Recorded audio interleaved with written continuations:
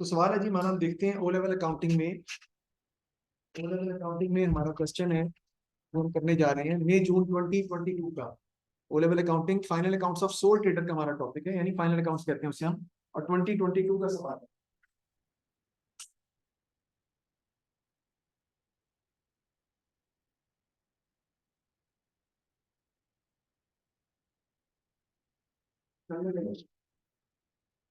Twenty twenty two का सवाल है। देखें, Cock is a wholesaler, he prepares his financial statement to the end of February each year. At 29 February Cock's ledger account balance include the following. Revenue दिया हुआ है, purchases हैं, sales return the हुई है, डिस्काउंट अलाउड है, wages है, rent and rates है, general expenses है। इररिकवरेबल डेट्स क्या होते हैं हमारे?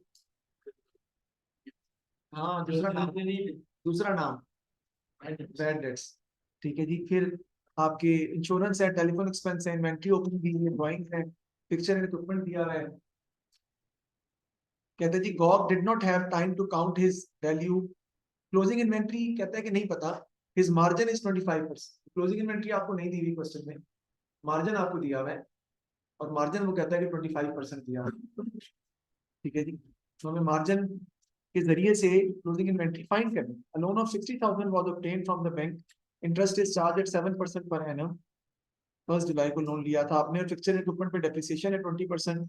और insurance include 1500 which covers the period from 1st March to 30th September. Drawing include a payment of 16602 for GOB's personal telephone expense. 1/4 of this amount was for business use. कहता है क्या बनाना है जी हमने?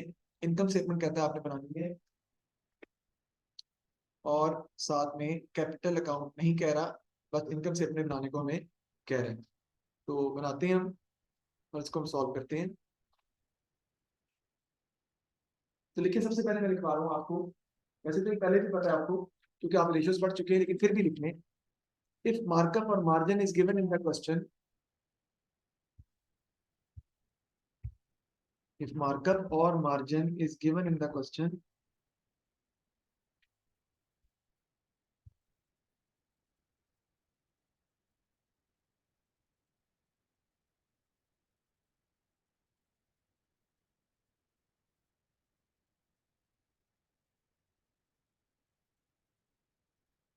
if markup or margin is given in the question, we will find gross profit directly. If markup or margin is given in the question, markup or margin is given in the question, we will find gross profit directly.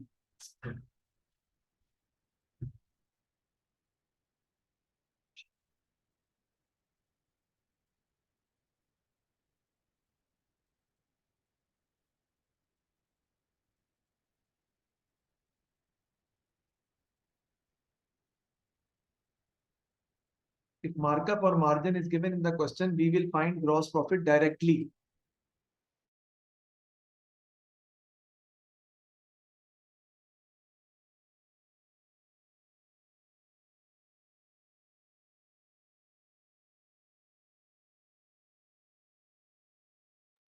तो देखते हैं आगे revenue कितना दिया हमें, देखते हैं Hasan revenue कितना दिया हमें, 4,20,000 का। और सेल्स रिटर्न भी दी हुई हमें फकर साहब। सेल्स रिटर्न कितनी है?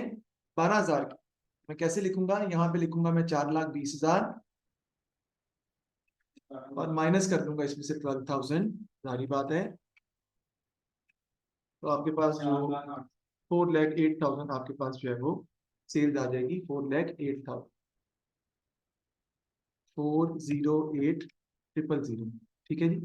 इसको आप नेट सेल्स भी लिख सकते हैं, बगैर उसके भी आप लिख दें तो कोई फर्क नहीं पड़ता। इसका कोई भी नाम ना लिखें तब भी कोई फर्क नहीं पड़ता। इसमें से हम क्या कर देते हैं बेटा, लेस कर देते हैं कॉस्ट ऑफ सेल्स।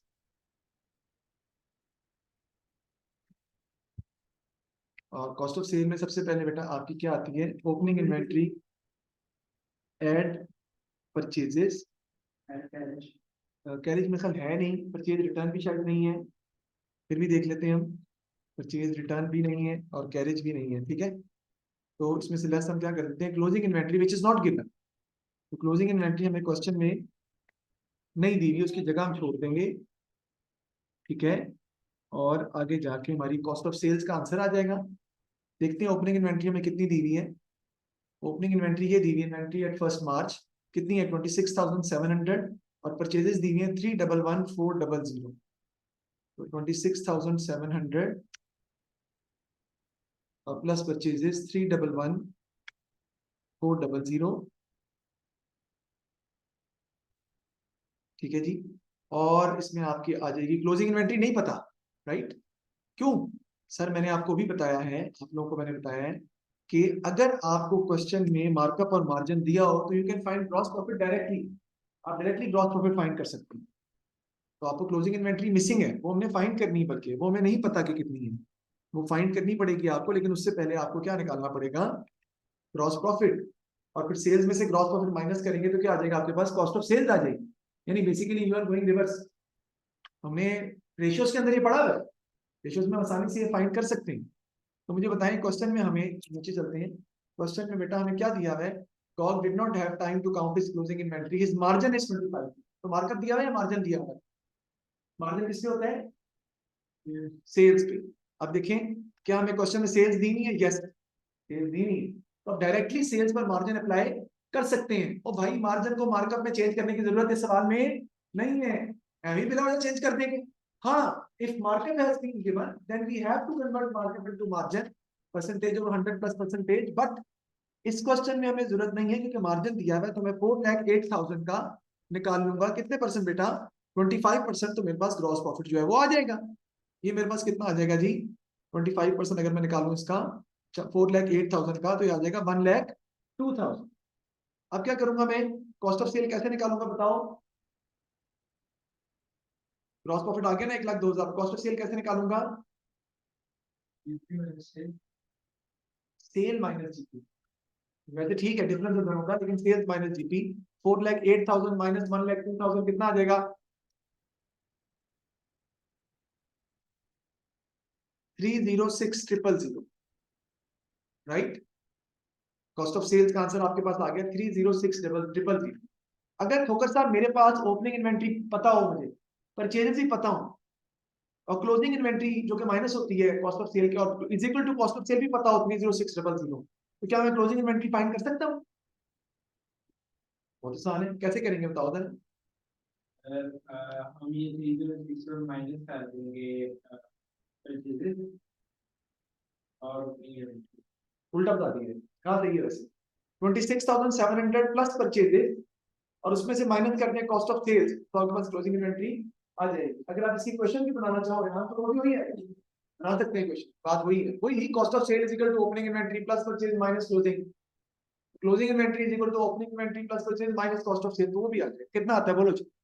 26700 करें plus 311,400 minus 306,000।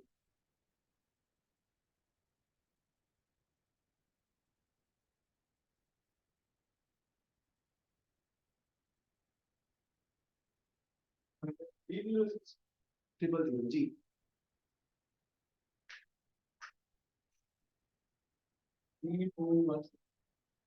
32100, that is the right answer. तो हमने क्लोजिंग इन्वेंट्री अपनी फाइंड कर ली, that is 32,100। How come we have found that? 26,700 opening inventory plus purchases, और उसमें से मैंने क्लोजिंग इन्वेंट्री जो कि मुझे नहीं पता थी कॉस्ट ऑफ सेल्स माइनस कर दी, जो कि हमने सेल्स माइनस जीपी से निकाल ली थी। तो मेरे पास क्लोजिंग इन्वेंट्री की वैल्यू आ गई 32100।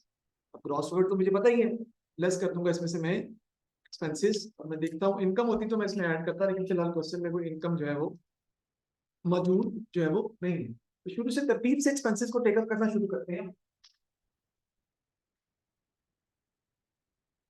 सबसे पहले आपका आ जाएगा डिस्काउंट अलाउड। एक्सपेंस है आपका डिस्काउंट अलाउड। कितनी अमाउंट लिखी हुई है सर? 9,000 का आपका डिस्काउंट अलाउड है, which is basically an expense, और उसको आपको ऑब्वियसली एक्सपेंसेस में लिखना पड़ेगा। तो मैं लिख लेता हूँ डिस्काउंट अलाउड और एक्सपेंसेस में लिख लेता हूँ 9,000 is going to be the part of the expenses, और मैंने 9,000 एक्सपेंसेस में रिकॉर्ड कर। नेक्स्ट देखते हैं एक्सपेंस कौन सा है आपका? वेजेस। वेजेस कितनी दी है? 12,360। Let's see if there is some additional information regarding wages. हो सकता है कोई एडिशनल इंफॉर्मेशन वेजेस के दी हो आप। 12,360 वेजेस है।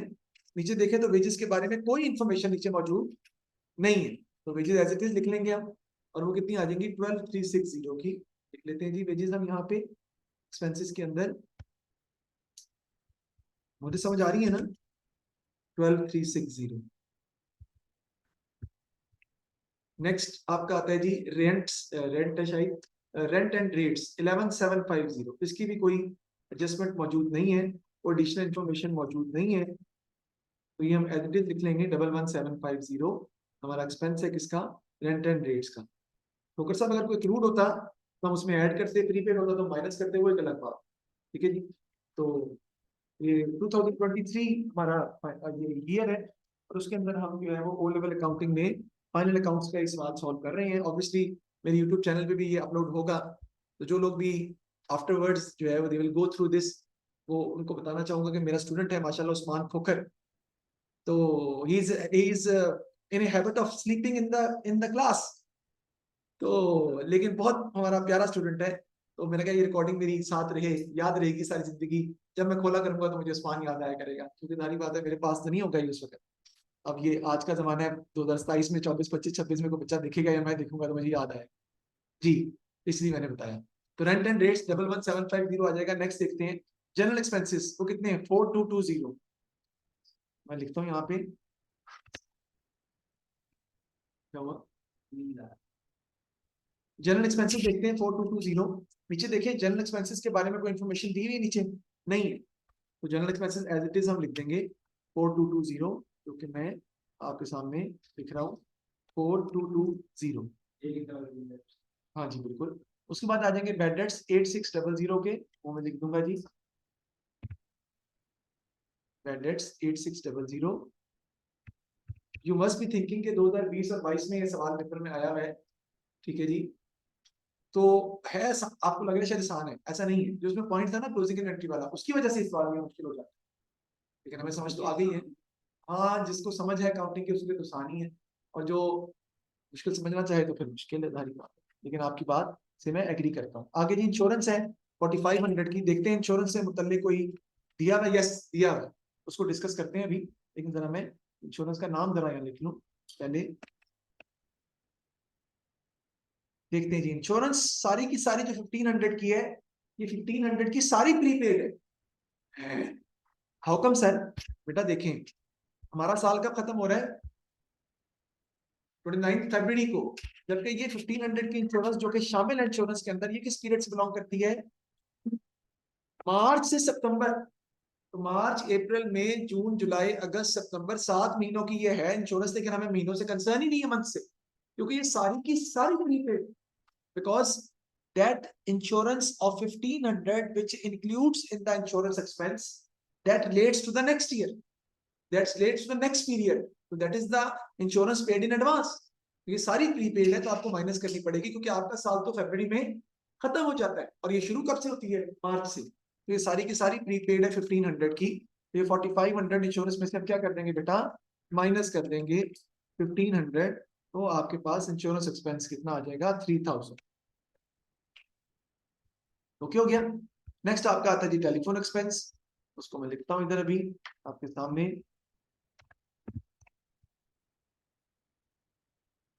टेलीफोन एक्सपेंस देखते हैं जी हम, वो हमें अगर देखें टॉप पे, तो हमें टेलीफोन एक्सपेंस बेसिकली दिया हुआ है 4565 का, लेकिन इसके अंदर कुछ हमने करना है, और वो क्या करना है देखते हैं इसको हम सवाल में।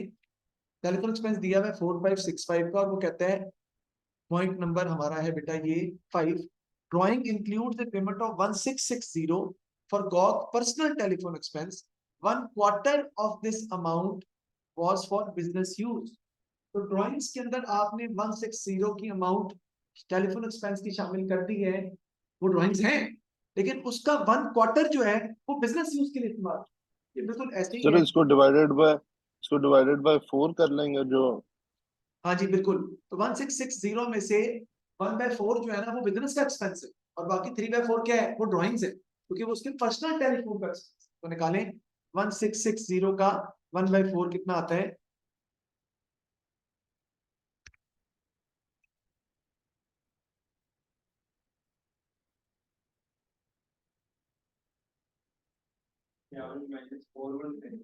जी यही आता है ना, 1660 का 1/4 निकालें, वो आता है 415। 4565 में से माइनस कर दें 415, because that is not part of the that is a part of the telephone expense, sorry plus करना है, 4 प्लस करना है, माइनस नहीं करना, प्लस करना है, क्योंकि 415 जो कि आपने ड्राइंग्स में शामिल किया सर वो बेसिकली टेलीफोन एक्सपेंस का हिस्सा है जी। कितना आता है जी? ये बोला एक, ये दोबारा जी एक मैं बताता हूँ समझा लिख था। 4980 आ रहा है, लेकिन इसकी 4980 जी। इसको जरा दोबारा देखिए, 80। वो कह रहा है कि ड्राइंग्स के अंदर 160 बॉब का पर्सनल टेलीफोन एक्सपेंस था, यानी 1660 ड्राइंग्स ही है, लेकिन 1660 का जो 1/4 है, 1/4 जो है, वो किस टेलीफोन किसका इस्तेमाल हुआ है? बिजनेस यूज के लिए इस्तेमाल हुआ टेलीफोन, तो वो बिजनेस एक्सपेंस है ना 1/4। 1/4 हम ड्राइंग में से माइनस कर देंगे 415, और टेलीफोन एक्सपेंस में क्या कर देंगे, ऐड कर देंगे। टेलीफोन एक्सपेंस आपका आ जाएगा 498, दैट इज तो goes to be part of the telephone expense. Next आपका आ जाएगा depreciation on fixture and equipment. देखिए कैसे निकालता हूं मैं, 20% है यूजिंग रिड्यूसिंग बैलेंस। ऊपर देखें फिक्सचर में इक्विपमेंट कितना दिया हुआ है, 1,20,000, और उस पर डेप्रिसिएशन आपका कितनी हो चुकी है, 43200, तो माइनस करूंगा पहले 1,20,000 में से, पहले माइनस करूंगा -43,200, और जो आएगा उसका निकालूंगा कितने परसेंट, 20%। बताएं कितना आते हैं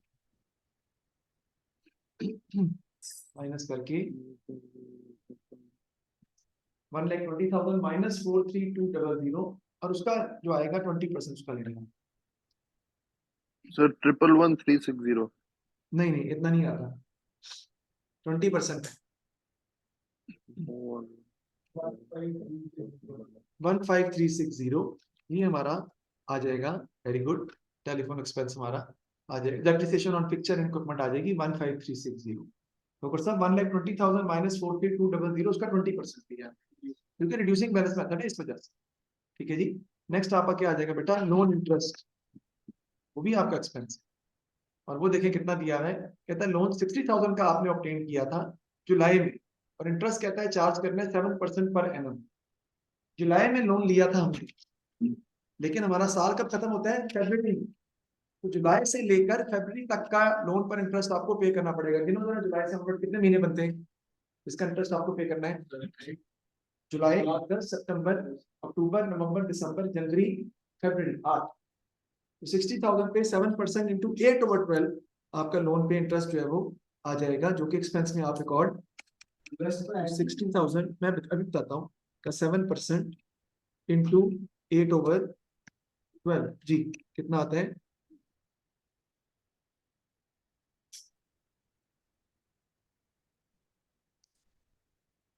2800। नहीं नहीं 200 टोटल आता है, 6/12 करेंगे तो कितना आ जाएगा, 2100। ओ 8/12 करेंगे तो कुछ और आएगा, 2800। सही कहा आपने, ठीक है जी। अब एक्सपेंसेस का टोटल कर लेंगे हम, माइनस कर देंगे तो आपका प्रॉफिट आ जाएगा, एक्सपेंसेस का टोटल करके निकालें। अगर इसको गौर करते हैं, देखिए 60,000 पे 7% इंटरेस्ट आपने पे करना है। देखिए आपने लोन कब लिया था, वो दिस लोन आपने लिया है जुलाई में, 7% इंटरेस्ट आप पे करते हैं साल का, जुलाई के बाद जुलाई भी तो आएगा ना, जुलाई का इंटरेस्ट, जुलाई अगस्त सितंबर अक्टूबर नवंबर दिसंबर जनवरी फरवरी, 8 महीने बनते हैं फरवरी तक। 8/12, 60,000 इंटू 7% इंटू 8/12, वो आपका इंटरेस्ट आ जाएगा।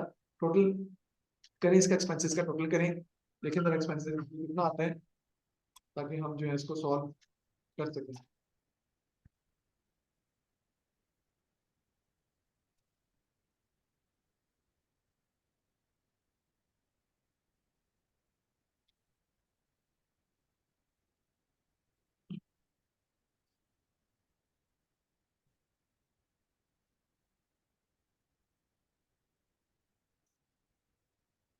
सर 772,070।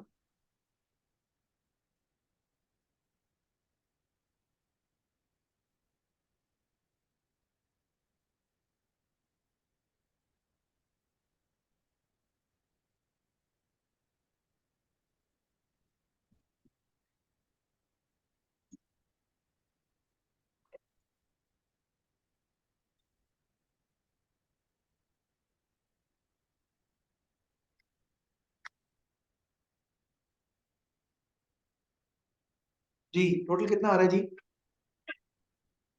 72070। हाँ ठीक आ रहा है 72070। ओ सॉरी, इसका टोटल हम करते हैं 72070 और माइनस कर दें फिर, तो प्रॉफिट आ जाएगा आपका। वो जगह नीचे नहीं है मेरे पास, इसलिए मैंने यहाँ पे लिख दिया। प्रॉफिट बता दें कितना आ रहा है? 29930। 29930 is going to be the profit for the year. देख लें, इसमें कोई मसला है तो मुझसे पूछें, ताकि मैं आपको एक्सप्लेन कर सकूं। कोई भी इशू है तो आप मुझे बता सकते हैं। ये था जिसमें आपको प्रॉफिट को भी एडजस्ट करना था साथ। ये थोड़ा सा टेक्निकल सवाल था, इसको हमने सॉल्व करके मैंने आपको दिखाया है। आगे हो क्या स्टडी कहता है, जब wages paid by Gog are to his part time warehouse assistant Eamon. Eamon को पार्ट टाइम असिस्टेंट को वेजेस पे करते हैं। Advise Gog whether or not he should offer Eamon a partnership in the business, justify और answer with 2 advantage and 2 disadvantage. तो बड़ा आसान है, partnership के एडवांटेज डिसएडवांटेज जो है वो बड़े आसान है। ठीक है जी, एडवांटेज क्या है पार्टनरशिप के? कि रिस्क एंड रिस्पॉन्सिबिलिटीज जो है ना, दे विल बी शेयर। दूसरा एडवांटेज क्या होगा कि एमएन को पार्टनरशिप में लाता है तो more capital will come in the business. ठीक है जी। फिर क्या और फायदा क्या हो सकता है इसका? मैनेजमेंट नहीं, मोर ideas, new ideas will come in the business. Productivity disadvantages ये आपके हैं कि कंफ्लिक्ट हो सकता है उनके दरमियान, आपस में conflict between the partners, profit share करना पड़ेगा। ठीक है। लेकिन और दूसरा इसमें ये है कि क्या कहते हैं, एक partner, one partner decision will effect other partner decision. जी जी, पार्टनर मर जाए, हाँ, death of a partner will also affect, business close हो जाएगा, दूसरे बंदे को उसका नुकसान हो जाएगा बैठे बिठाए। ये देखिए, ये हमने सवाल कल, आज नहीं, ये आया हुआ फरवरी मार्च 21-22 में। और ये भी सवाल देखें, अगर आप देखें तो सर्विस बिजनेस का सवाल, फी इनकम से स्टार्ट हो रहा है। Fee income, rent and rate, salary, stationery, advertisement, ये भी सर्विस बिजनेस का सवाल है हमारा। ठीक है। और ये एक काफी मुश्किल सवाल था जो पेपर में आया है, बहुत मुश्किल सवाल। तो चल पहले इसको मैं आपके साथ जो है वो सॉल्व करेंगे हम। ठीक। फिर ये सवाल है अरुण एंड समी का, ये आपने कल करके लाना है लाजमी। ये कब आया हुआ है आपका? मई जून 21-24। अभी सॉल्व करना था, अभी चाहे करने इनकम स्टेटमेंट है, मई जून है। एंड कर दें सी, मैं छोटी कर सी ले लें आप, या सी नहीं आएगी आपसे। ये पूरा आ गया सवाल, खैर मैं थोड़ा छोटा करता हूँ, 1 मिनट। Thank you very much ji.